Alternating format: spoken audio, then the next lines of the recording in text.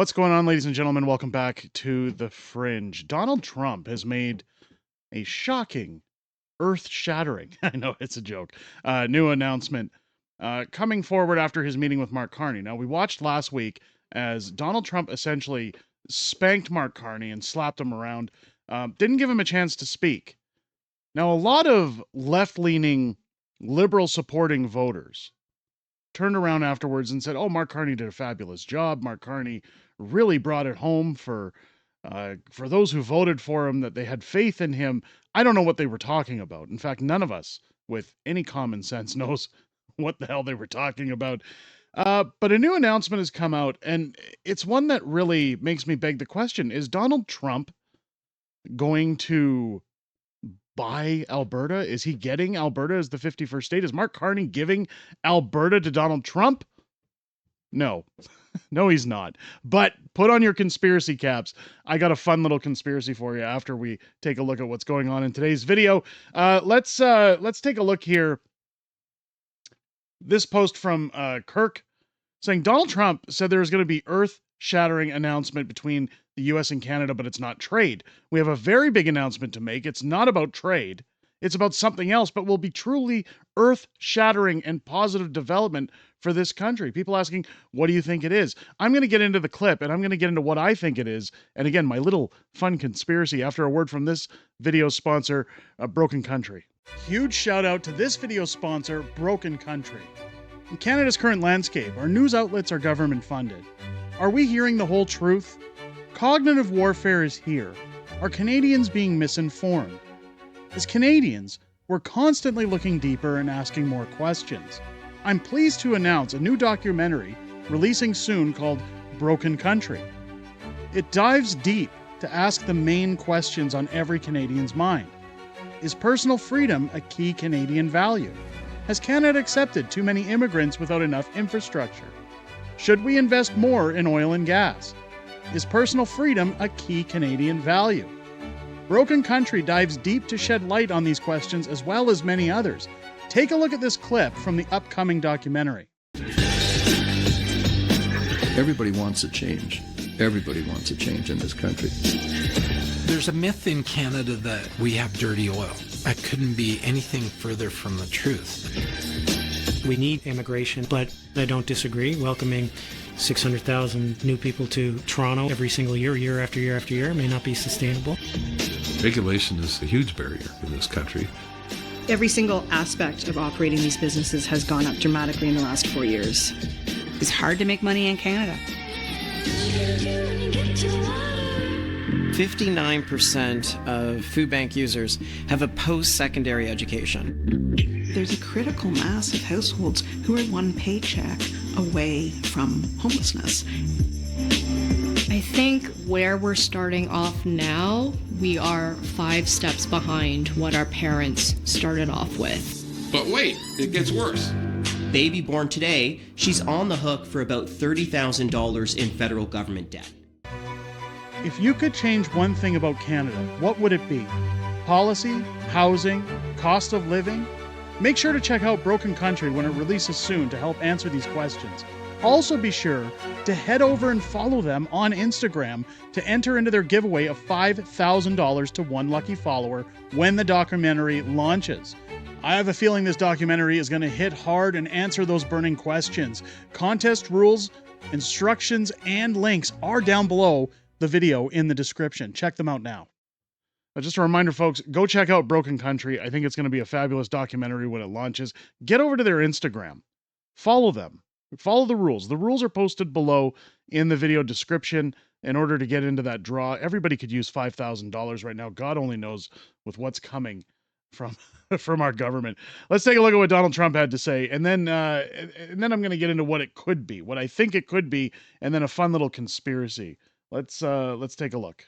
I said before in our meeting with the new and very talented Prime Minister of Canada that we have some very big announcement to make. It's not about trade, it's about something else, but it's going to be a truly earth-shattering and positive development for this country and for the people of this country, and that'll take place sometime within the next few days. So within the next few days, we're going to know what's going on. I will definitely make sure to let you know when we know what's going on, what it could be. And a lot of people are going to say, well, what is that? Because a lot of people on social media now, again, I put out the conspiracy of 51st state. I don't believe that's what's happening. But again, I got a fun little conspiracy on that coming up. Let's talk about the reality of what it could be. We've got this article here from mainstream shill prostitutes, and they usually have access, add their access media, after all, to the government. So anytime they get these kind of articles going through, it tells me that they've had a little discussion in the back room that maybe they know a little bit more than we do. But it says here, Trump's tariffs on Canada's may stay, which, again, I thought that was the reason everybody voted for Mark Carney, wasn't it? That he was going to put an end to Donald Trump's tariffs. So they may stay, but stronger ties are possible, says U.S. envoy. U.S. President Donald Trump's tariffs on Canada may not be totally removed under a future trade agreement, the U.S. ambassador says, but the two countries are on a path towards a stronger relationship. Pete Hoekstra, who serves as Trump's envoy to Canada, says that there are opportunities to secure new economic and security partnerships on the foundation set by Mark Carney's visit to the White House last week. People have talked about a restart or a reset, maybe the Great Reset. I don't know. And I kind of shy away from that, he told Mercedes Stephenson on an interview on Sunday on the West Block. We had a few rough months and those types of things, but we also have strong economic ties. We have strong national security ties. We have personal ties. There is so much of this foundation. We will be stronger in the future. And watching the Prime Minister and the President, they both want the same outcome. Well, Pierre Poilievre wanted that outcome as well. So I don't understand why all this propping up is going on.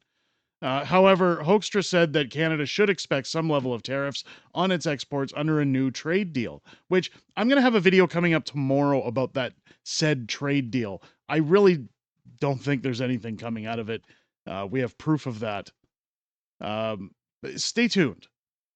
It says even at a rate lower than the ones it currently faces, it's not going to happen. He pointed to the new framework in the United Kingdom announced that last week, which kept 10% baseline U.S. tariff while opening up British marketplace to more American goods as an example of where this could be moving in the future. I'm not sure they'll be totally removed, Hoekstra said, referring to Canadian tariffs. Trump already said it's just not going to happen. We saw that when he sat down with Mark Carney in the photo below. He said it's just not on the table. There's some tough issues to negotiate and talk about. But I think both leaders want to get this behind us again, focus on creating a framework that will build and bring prosperity to both countries, and we're not exactly sure what exactly the final agreement may look like. Since entering the White House in January, Trump has levied 25% tariffs on Canadian goods, with a 10% rate for energy exports, citing concerns amongst illegal substances and migrants entering the U.S. from the north. They talked about Canada's auto and steel aluminum sectors are also facing a 25% tariff, and duties on softwood lumber have also been increased. Although exemptions have been made for goods exported under the Canada-United States Mexico Agreement or Free Trade, which is CUSMA, the tariffs have taken a toll on Canada's economy with the possibility of a recession looming. Well, the recession, this is what I always love, is that they try to put the recession on Donald Trump. None of this has to do with Trump. This has to do with printing billions of dollars and making our dollar weaker. It has to do with lavish and ridiculous spending. It has to do with all the money we've given to other countries, so on and so forth. We've all heard the paper trail as to why we're facing a possible recession. It has nothing to do with Trump's tariffs. It says here that the White House has previously said that Canada will face a baseline tariff rate of 12% in the event the illegal substance-related tariffs are removed. Hoekstra said Canada talks between the Canada and the U.S. Are being held with an eye towards CUSMA, which Trump has called transitional, when it comes up for renegotiation next year. But that other issues like those illegal substances are also being addressed. The ambassador appeared to confirm that those illegal substances, I know I can't mention the word because of YouTube censorship. It says it was not the main reason for Trump's tariffs, despite the president's regular public complaints about the deadly substance, including as recently as last month. Less than 1% of those substances seized at the U.S. border come from Canada, according to U.S. Customs and the CBSA, which has found seizures at the northern border are at the lowest level in 2 years. So really, this could just be a new agreement to get better products in Canada, a better, like more American products, whether or not there's tariffs on those products or what those tariffs are going to be. They're trying to look at a silver lining here. Asked if Trump administration considers Canada a security threat, Hoekstra responded, define security threat. You're not a threat to America, but it is potentially a vulnerability, he asked. That's why there's been so much focus on the Arctic. We need to outline a plan, then we have to implement the plan and make sure the Arctic on our northern borders is not vulnerability. We can get this done. So, it says down here about how Carney's talked about icebreakers, Trump's talked about icebreakers. They're all talking about Greenland. What I'm more interested in is what happens to Canada. Now, for a fun little conspiracy for you guys, I teased that at the beginning of this video. What if the deal was that Trump was going to annex Alberta, Carney just moved Brookfield to the United States, which ultimately would mean that Alberta's oil and gas could get to market. Canada wouldn't be affected by their environmental issues. Brookfield would profit ridiculously, and the rest of Canada wouldn't have to worry about their zero emissions cap as Carney taxed them into the ground. I know it's all conspiracy, obviously, but it kind of lines up when you think about it, doesn't it?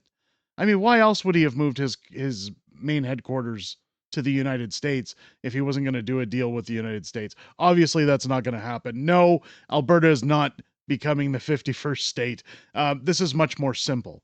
However, I do have a video coming tomorrow talking about the agreements that are in place and why nothing is really going to change, why you're not going to see any change. In fact, things are only going to get slightly worse. I don't want to be doom and gloom, but we do have to face reality at some point, folks. We're going to have to tighten our belts and buckle up at some point in the near future. It is coming. Again, I'll talk about that tomorrow, so make sure to join me on the channel for that. Let me know what you guys think down below. Do you think this is talk about Trump gaining parts of Canada, or do you really think it's what the article said, that it's just merely a better trade deal? That the tariffs will remain in place. Carney got his win from Trump, so now he can get off of that topic. And of course, Carney will hail this as a victory. If it's a baseline tariff, he'll spin it to make it look like, hey, I went to the table, we negotiated, things are great now. I did my job, everybody. And he hasn't done anything. Let me know what you think down below. If it's your first time here, I hope this video has earned your subscription. Make sure as you're hitting that button, you turn on your bell for notifications. Join me live on the channel tomorrow night for our celebratory, I almost said celebrity, celebratory 100,000 subscriber extravaganza. It's going to be a wonderful stream. It starts at 6 p.m. Pacific, 8 p.m. Central. I'll be joined by Mrs. Fringe. We'll be doing lots of giveaways. We'll be hanging out with the chat. We'll be talking about lots of fun political stuff and memes and jokes and comedy and good times for everybody. So make sure to join us for that live stream. But join us every Friday for Friday Night Fringe, our weekly live streaming show, where I'm also joined by the beautiful Mrs. Fringe as we talk about everything that happened this week in politics, everything we know that's coming up in the week ahead, as well as back and forth within the greatest YouTube community on the platform. I look forward to hearing what you guys have to say in those live streams. I most importantly look forward to hearing what you have to say this Friday, starting at 6 p.m. Pacific, 8 p.m. Central, every Friday here on the channel. With that said, ladies and gentlemen, I hope you enjoyed this video. I hope you have a great rest of your day. I'll catch you on the next one.